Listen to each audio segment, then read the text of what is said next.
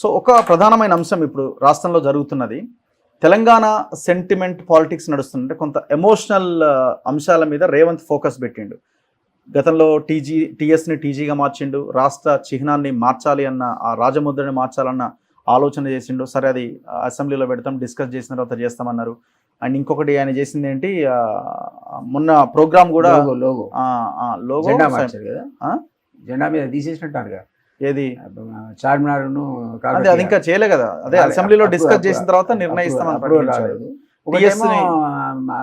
తెలంగాణ తల్లిది కూడా తెలంగాణ తల్లి విగ్రహాన్ని డిసెంబర్ 9న ఆవిష్కరిస్తామని చెప్పినారు. అంటే రేవంత్ ఆలోచన తెలంగాణ ఆ ఎమోషన్ ఏదైతే, సెంటిమెంట్ ఏదైతే ఉందో అది తన చుట్టూ ఉండాలి అన్న ఒక ఆలోచన చేస్తున్నట్టు కనబడతా ఉన్నది. అంటే ఒకటి టీజీ అనేది ఇది రైట్ వేలో వెళ్తున్నదా? అంటే ఆయన ఆలోచన రైట్ వేలో వెళ్తున్నదా? నా పర్సనల్ ఒపీనియన్ మాత్రం అన్నెసరీ కాంట్రవర్సీస్. ఎందుకంటే దీనివల్ల ప్రజలకు వచ్చేది కూడా ఏమి ఉండదు. బేసిక్ గా ఏముంటుంది చెప్పండి. ఒకటి రాచరిక సింహం అందులో ఉన్నది, నెత్తి మీద కిరీటం అని ఉన్నది అనేది ఇది ఉండద్దు అనేది మేము ఉద్యమకారులు ఉన్నప్పుడు కూడా కేసీఆర్ కూడా మేము సూచించాం. ఏ కారణం చేతనో ఆయన అది లేనిది టీవీ రాదు, తెలంగాణ తల్లి అనేది రాదు అని అనుకుని ఆ రాజస్వం ఉట్టి పెట్టేట్టు కిరీటం పెట్టాడు. అది తీయడంలో తప్పు ఉందని అయితే అనుకోను. తర్వాత ఈ మీరు టీజీ అప్పుడే మనందరం కలిసి నా వెహికల్ మీద టీజీ అని రాసుకున్నాను. ఓకే, తెలంగాణ స్టేట్ టీఎస్ కాదు, టీజీ అని రాసుకున్నాం అందరం. ఏ కారణం చేతన వాళ్ళు టీఎస్ని అడాప్ట్ చేసుకున్నారు. సో ఆ టీజీ మార్పిడి కూడా ఆల్మోస్ట్ ప్రజలు అనుకున్న పద్ధతిలోనే ఉంది. ఈ రెండు కూడా కిరీటం తీసేయడం ఒకటి, ఈ టీజీ ఒకటి. కానీ ఏదైతే సింబల్ చార్మినార్ ఎత్తేయాలి లేదా వరంగల్ కాకతీయ సింబల్ ఎత్తేయాలనేది మరి డిస్కషన్ అయితే ఏ విధంగా డైరెక్షన్ తీసుకుంటుందో నా ఉద్దేశంలో మాత్రం అన్నెసరీ కాంట్రవర్సీ. ఎందుకంటే చార్మినార్ అనేది డెఫినెట్లీ ఐకానే హైదరాబాద్కి, తెలంగాణకి. అదే పద్ధతిలో కాకతీయ మనం వరంగల్ అంటే కాకతీయ పౌరుషం, ఆ తోరణం అనేది కనపడుతుంది. కాబట్టి ఈ రెండు ముట్టుకోవాల్సిన అవసరం ఉందని అయితే అనుకోవట్లేదు, నా పర్సనల్ అభిప్రాయం. సరే తర్వాత మీరు అన్నట్టు అసెంబ్లీలో అది అడాప్ట్ చేస్తారా, డిస్కషన్ వస్తే ఏ వైపు డైరెక్షన్ లో పోతుంది అని చూడాలి. ఇప్పుడు టోటల్ ఈవెంట్ అంతా ఎట్లా సరైన మార్గంలో వెళ్తున్నారని మీకు అనిపిస్తుంది? మొన్న ఈవెంట్ కూడా చేశారు డిసెంబర్ 2వ తారీఖు. ఆ ఈవెంట్ చూసినప్పుడే కోదండరామ్ గారిని దానికి ఉద్యమకారులు ఆహ్వానించడానికి బాధ్యులు అని పెట్టారు. అది కరెక్ట్ అని అనుకోను. ఓకే, ఎందుకంటే ఆయన టీజేసీలో చైర్మన్ గా కూడా చైర్మన్ చేశాడు తెలంగాణ జాక్. నో డౌట్ ఆయన సకల జిల్లా పోరాటాన్ని లీడ్ కూడా చేశాడు. కానీ అదొకటే కాదు ఉద్యమం. కొండాలక్ష్మి బాపూజీ ఉన్నాడు, ఇప్పుడు లేడు, ఆయన చనిపోయాడు. కానీ ఆయన కూడా తెలంగాణ సాధన సమితిని పెట్టి తిరిగాడు. వాళ్ళకి సంబంధించిన వాళ్ళు కొందరు ఉంటే ఉండొచ్చు. మేము టఫ్ పెట్టాం, విమలక్క నేను కలిసి ఒక మిలిటెంట్ పోరాటం చేశాం. మేము టీజేఎస్ లో భాగం కాదు. ఆ రోజులో టీజేఎస్ లో మనం తీసుకున్నారు. ఒక రోజు కేసీఆర్ నేను రాను మిలియన్ మార్చ్ కంటే ఆ ముందు రోజు వచ్చి మా దగ్గర రిక్వెస్ట్ చేస్తే మేము కూడా పార్టిసిపేట్ అయ్యాం.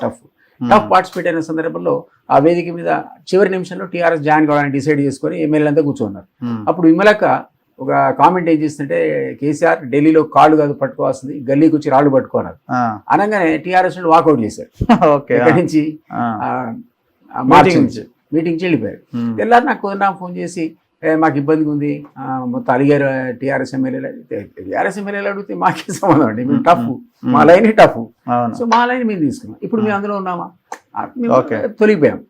టీజేఎస్లో లేము. కానీ మేము టఫ్ తరఫున మిలిటెంట్ పోరాటం చేసాం. మీకు తెలుసు, అది కావూరి చెక్ పోస్ట్ కాల్చివేత కావచ్చు, బ్రహ్మాంజలి స్టాచ్యూ పలగొట్టడం కావచ్చు, లేదా లగడపాటి ల్యాండ్ హోల్స్ పై దాడి కావచ్చు.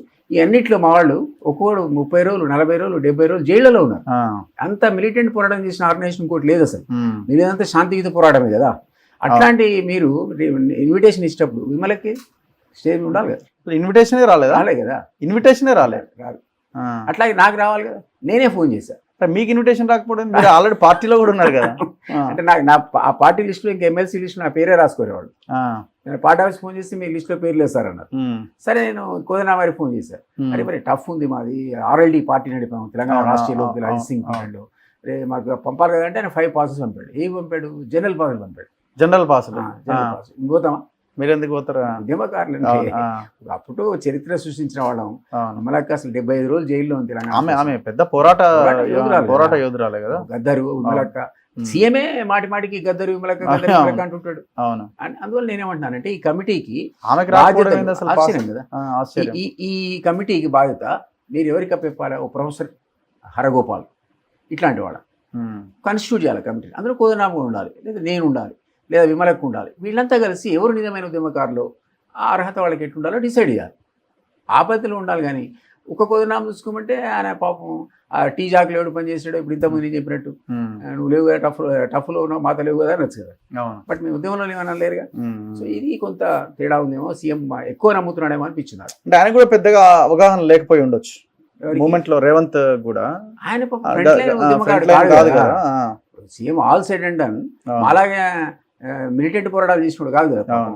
ఆయన ఒక పార్టీలో ఉన్నాడు, ఆ పార్టీ విధానం అప్పుడు 2 కళ్ళ సిద్ధాంతం అడాప్ట్ చేసుకున్నారు, ఆ తర్వాత చేసుకున్నారు. ముందు ఇవ్వలేదు లెటర్, తర్వాత నేనే లెటర్ కూడా పట్టుకొచ్చా చంద్రబాబు దగ్గర అప్పుడు కానీ గ్రాండ్ అలయన్స్ ఏర్పడాల, మాకు కూడా ఏర్పడ్డది అప్పుడే. అవును, ఆ లెటర్ చంద్రబాబు గారు మేము తెలంగాణ ఏర్పాటుకు అనుకూలమని ఇచ్చినప్పుడు కడియం శ్రీ గారు తీసుకుపోయి ప్రణవ్ కమిటీకి ఇచ్చొచ్చాడు. అప్పుడు స్టార్ట్ అయింది 2 కళ్ళ సిద్ధాంతం, ఆంధ్ర తెలంగాణ నాకు సమానమే. అప్పుడు రేవంత్ గారు తెలంగాణ పాట ఎంచుకున్నాడు. కానీ అప్పటిదాకా ఆ పార్టీ కూడా ఊగిసలాడింది. అన్నీ ఆ మాటకు వస్తాయి. కాంగ్రెస్ ఆంధ్ర వాళ్ళు తెలంగాణ ఇవ్వద్దని, తెలంగాణ వాళ్ళేమో తెలంగాణ ఇవ్వాలని. ఇప్పుడు ఏంటి ఇప్పుడు పాయింట్ ఏంటి, జేఏసీలో ఉన్న వాళ్ళకే ఇన్విటేషన్ వచ్చిందా నేను అనుకుంటున్నా. ఎందుకంటే నాకు ఆ వేదిక మీద కనపడితే అంతా టీజేఎస్లో ఉన్నవాళ్ళు, లేకపోతే జనసమితి పార్టీ ఇట్లాంటి వాళ్ళు కనపడరు తప్ప ప్రముఖ ఉద్యమకారులు ఎందుకు నాకు కనపడలేదు. ప్రముఖ ఉద్యమకారులు ఉంటే ఉండొచ్చు, బట్ చాలామంది మిస్ అయ్యారు. అది జరగకూడదు. కమిటీని కన్స్టిట్యూట్ చేయాలి. ఈయన కూడా కోదనామ గారితో పాటు ఒక 60 మంది కమిటీ మెంబర్లుగా వేసి దాని ద్వారా రాబోయే రోజులు కూడా ఉద్యమకారులకు మీకు గౌరవం ఇస్తూ ఉంటుంది పార్టీ. సైట్ ఇస్తూ ఉంటుంది, ఇంకేదో ఇస్తూ ఉంటుంది, పెన్షన్ ఇస్తూ ఉంటుంది. ఇవన్నీ రావాలంటే మరి somebody has to SIT down work కదా. సో ఆ విధి విధానాలు రూపొందించే క్రమంలో కూడా ఒక్క కోదనామ గారి బాధలపై చెప్పకుండా ఇట్లాంటి సీనియర్ ప్రొఫెసర్ హరగోపాల్ లాంటి వాడు, అట్లాంటి వాళ్ళు చైర్మన్ పెడితే న్యాయం జరుగుతుంది. అల్టిమేట్గా మీరు అన్నట్టు సెంటిమెంట్ వాడుకోవాలని అనుకుంటే గౌరవం కూడా ఇవ్వాలిగా. ఎట్లా వాడుకుంటారు సెంటిమెంట్? తెలంగాణ ఉద్యమకారులు గౌరవం ఇచ్చినా కదా వాడుకోవడం. అందుకే నేనంటే ఆ పార్టీ బదులు ఇస్తే 70% ఇచ్చుకోండి, 30% ఉద్యమకారులు ఇప్పుడైనా గౌరవించండి. లాస్ట్ టైం కూడా మీతో అన్నా నేను. ఓ డాక్టర్స్ జేఏసీ నుంచి, ఓ లాయర్ జేఏసీ నుంచి, ఓ జర్నలిస్ట్ జేఏసీ నుంచి అంత ఉద్యమం చేశారండి. బ్రహ్మాండమైన పోరాటం, అది మామూలు పోరాటం కాదు. అది సకల జిల్లా పోరాటం. మర్చిపోతే పదవులు ఉన్నాయి సార్, ఆల్రెడీ 37 కార్పొరేషన్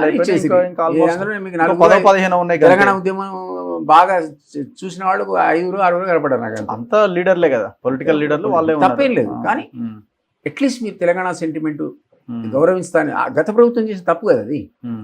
కేసీఆర్ ఓడిపోవడానికి వన్ ఆఫ్ ది ఫ్యాక్టర్స్ ఉద్యమకారులను గౌరవించకపోవడం. అందులో ఒక భాగంగా మనం ఇప్పుడు కాకూడదు కదా, మనం దాన్ని రెక్టిఫై చేసి వస్తుంది. దానికి ఫలితంగా మనం అధికారంలోకి వచ్చాం కదా. కాబట్టి ఇప్పుడు 70-30 కోటా అనేది ఊరికే సజెస్ట్ చేస్తున్నా. ఆ పద్ధతిలో పెట్టుకుంటే 75-25 ఉద్యమకారులు గౌరవించారంటే చూడటానికి బాగుంటుంది. తెలంగాణ ప్రజలు కూడా యాక్సెప్ట్ చేస్తారు. ఇవన్నీ కూడా ప్రజల మైండ్లో ప్రతి అంశం రికార్డ్ అవుద్ది. అంతే రఘు జైలు మంది రికార్డ్ అయితే, 37 కేసులు రికార్డ్ అయితే, దిలీప్ కుమార్ మిలిటెంట్ పోరాటం చేసి రికార్డ్ అయితే, ఎప్పుడో రికలెక్ట్ చేసుకుంటారు వాళ్ళు. సో ఇట్లాంటి ఈవెంట్స్ అన్ని హిస్టారిక్ ఈవెంట్స్ పద్ధతిలో చేసేటప్పుడు సిస్టమేటిక్గా చేయాలి.